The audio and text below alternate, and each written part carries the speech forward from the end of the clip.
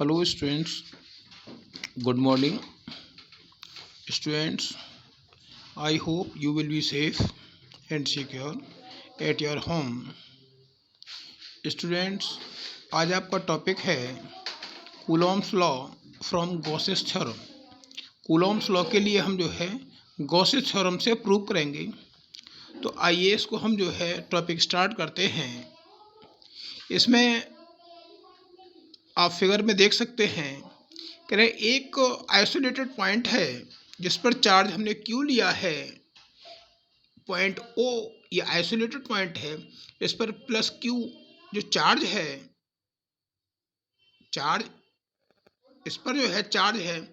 Point ओ से are distance पर एक जो है गॉसियन सरफेस है, गॉसियन सरफेस है जिस पर हमें जो है क्या करना है, इस पर हमें जो है Can I be imagine a spherical surface S of radius R as centered as Q as the Gaussian surface। तो इसमें आप देख रहे हैं कि ये हमारे एलिमेंट्स हैं और ये हमारा जो है, ये हमारा क्या है, ये हमारा जो है गॉसियन सरफेस है।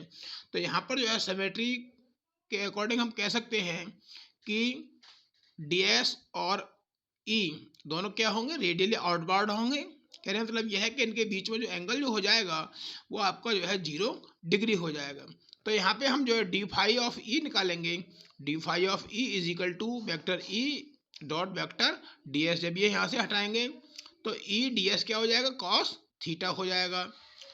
इक्वेशन हमने फर्स्ट अभी हमने इसमें बताया था कि vector E and vector D S at any point on the surface S, किसी भी पॉइंट पर जो है आप ले सकते हैं, आज डायरेक्टेड रेडियली आउटवर्ड, इन बाहर की ओर होंगे जो है। तो एरिया इसका निकालना है, कह रहे हैं हेंस द एरिया किसका, डी एस का। तो D phi of E is equal to E into D S cos theta. तो थीटा कितना हो गया, 0 हो गया। तो यहाँ पे कॉस थीटा के प्लेस पर 0 लगाएंगे। D phi of E is equal to E into D S, क्योंकि कॉस 0 की वैल्यू क्या होती है, 1 होती है। तो यहाँ पे आप जो है नेट फ्लक्स निकालेंगे, net flux throw close surface S, यानी कि इस सरफेस एस का हमने क्या निकालना है, नेट फ्लक्स निकालना है। तो इसका हम क्या करेंगे, इंटीग्रेट करेंगे इसको। तो डी फाई ऑफ ई का फाई ऑफ ई हो जाएगा ई इंटू डी एस, ई को हमने बाहर ले लिया, इंटू डी एस। अब ये जो है टोटल सरफेस एरिया आपका हो जाएगा, स्पेयर का टोटल सरफेस एरिया क्या होता है, 4 पाई आर स्क्वायर होता है। तो हम जो है इस पर पुट कर देंगे E dot 4 pi R square. कह रहे हैं using Gauss's theorem, Gauss's theorem का हम यूज करेंगे। Phi of E equal to क्या होता है, क्यू अपॉन एप्सिलॉन नॉट। तो इक्वेशन सेकेंड और इक्वेशन थर्ड, यहाँ पे हम दोनों को इक्वल रख लिया। E into 4 pi R square is equal to Q upon epsilon naught. यहाँ से हमने ई की वैल्यू निकाल ली, 1/4 pi epsilon naught into Q upon R square. तो जो है अब फोर्स इसका निकालेंगे तो फोर्स क्या हो जाएगा, F is equal to q naught into E. तो जो है यहाँ पर आगे जो है हम क्या करेंगे, F is equal to 1/4 pi epsilon naught into Q naught upon R square, क्योंकि ई की वैल्यू हमने यहाँ पे पुट कर ली है। तो एफ हमारा निकल के आ गया 1/4 pi epsilon naught into Q naught upon R square. ये प्रूफ क्या है, ये आपका जो है कूलॉम्स लॉ का प्रूफ है। This proves the Coulomb's law. अगला टॉपिक है आपका field due to infinity long charge wire. एक आपका जो है इन्फिनिटी लॉन्ग वायर है, इस पर हमें क्या करना है, इस पर हमें इलेक्ट्रिक फील्ड को जो है फाइंड आउट करना है। यहाँ पे कह रहे हैं consider a thin infinitely long straight wire having a long uniform linear charge density lambda. To determine the field, we choose a cylindrical Gaussian surface of radius r, length l and with its axis along the line charge। ये आपका जो है क्या है, wire है, इस पर हम जो है गॉसियन सरफेस को इमेजिन करते हैं। और गॉसियन सरफेस को इमेजिन करने के बाद में जो है इसकी लेंथ क्या है, इसकी लेंथ l है और इसकी रेडियस क्या है, सिलेंडर की रेडियस r है। तो यहाँ पे हम देखेंगे कि यहाँ पे हम यहाँ पे जो अलग अलग निकाल रहे हैं, देखिए क्योंकि ये दोनों जो है 90 डिग्री पे हो जाएंगे और ये दोनों रेडियली आउटवर्ड होंगे, क्योंकि इनके बीच में क्या हो जाएगा, एंगल आपका जो है 0 हो जाएगा। और इनके बीच में जो है जो किनारे पर हैं, इनके बीच में जो आपका एंगल जो हो जाएगा वो आपका 90 डिग्री का हो जाएगा। तो इसी को हम निकालेंगे, क्योंकि DS1 यहाँ पे हम लिखा है DS1 parallel to E and DS2 perpendicular to E2, DS2 perpendicular to E2। यहाँ पे हमने E1 E2 ये दिखाए हैं, यहाँ पे जो है E दिखा सकते हैं ये जो, and DS3 perpendicular to E, तो यहाँ से आप E2 को हटा सकते हैं। तो टोटल कर्व सरफेस एरिया आपको कितना हो जाएगा, phi of E is equal to E into DS। अब यहाँ पे हम तीनों का लेंगे, 1 यानी 1 2 और 3, E into DS1 E into DS2 E into D। अब सिमेट्री के अकॉर्डिंग जो आपका फील्ड जो हो जाएगा, कह रहे electric by symmetry the field E of the line charge is directly radially outward and its magnitude is same all the points। तो यहाँ पे हमने जो है यहाँ पे एंगल लगा दिया है θ1 θ2 एंड θ3। θ1 कितना हो जाएगा, 0 हो जाएगा, θ2 कितना हो जाएगा 90, हमने फिगर में दिखा दिया है, θ3 कितना हो जाएगा 90 हो जाएगा। तो यहाँ पे 0, यहाँ पे 90 और यहाँ पे 90। आप लोग जानते ही है कि 90 की वैल्यू क्या होती है, 0 होती है, और 0 की मल्टीप्लाई करने पर यहाँ पे क्या आएगा, 0 0 आएंगे।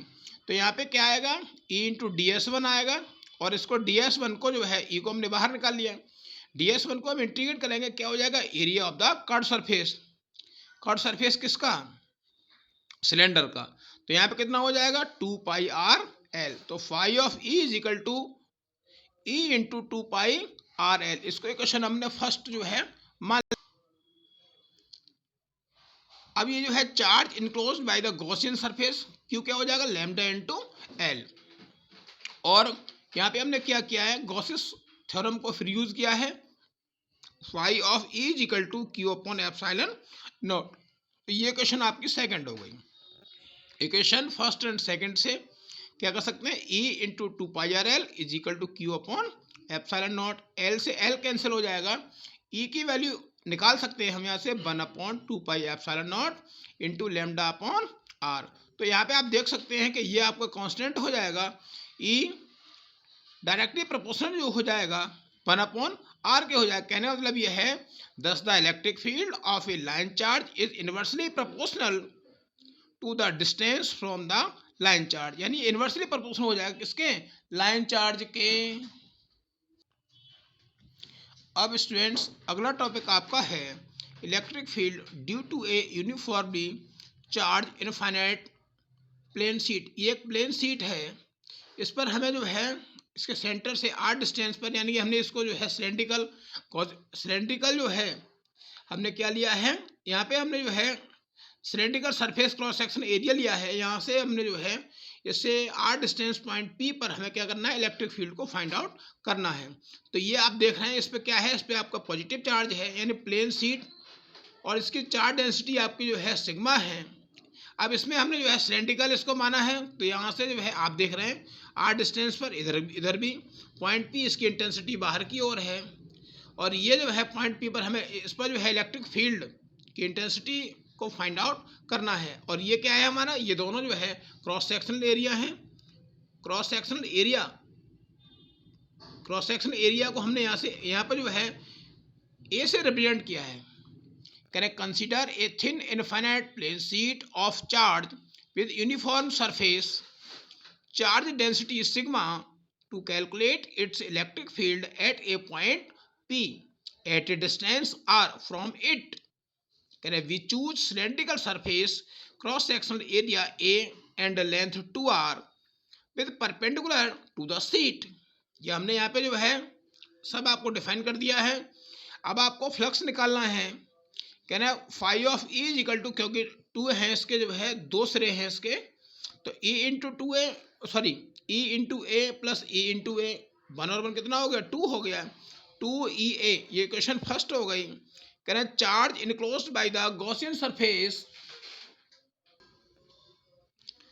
क्या हो जाएगा, Q is equal to sigma into A. हमने यहाँ पे जो है गॉसियस थ्योरम का यूज किया है, phi of E is equal to Q upon epsilon naught. तो phi of E is equal to, ये हमने Q की वैल्यू लगा दी, सिग्मा A अपॉन एप्सिलॉन नॉट। ये हमारी इक्वेशन सेकंड हो गई। तो इक्वेशन फर्स्ट और सेकंड से हम यहाँ पे देख सकते हैं 2EA is equal to sigma A upon epsilon naught. ये से A कैंसिल हो जाएगा, 2E is equal to sigma upon epsilon naught. तो यहाँ पे इलेक्ट्रिक फील्ड हमारा निकल के आ गया, E is equal to sigma upon 2 epsilon not.